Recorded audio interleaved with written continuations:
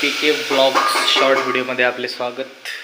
आता सोनालीने मस्तपैकी वरणाला फोडणी दिली. बघा, वरण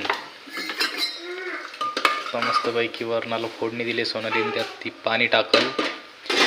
तोपर्यंत तुम्ही हा बाहेरचा व्ह्यू बघा. मस्तपैकी पाऊस पडत आहे. मस्तपैकी पाऊस पडायला लागला आता. हे आमचं घर किचन. हे आमचं बेडरूम.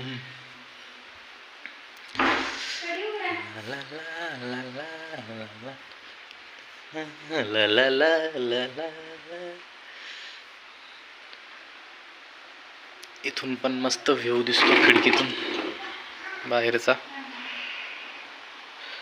माँ मुझे तेरी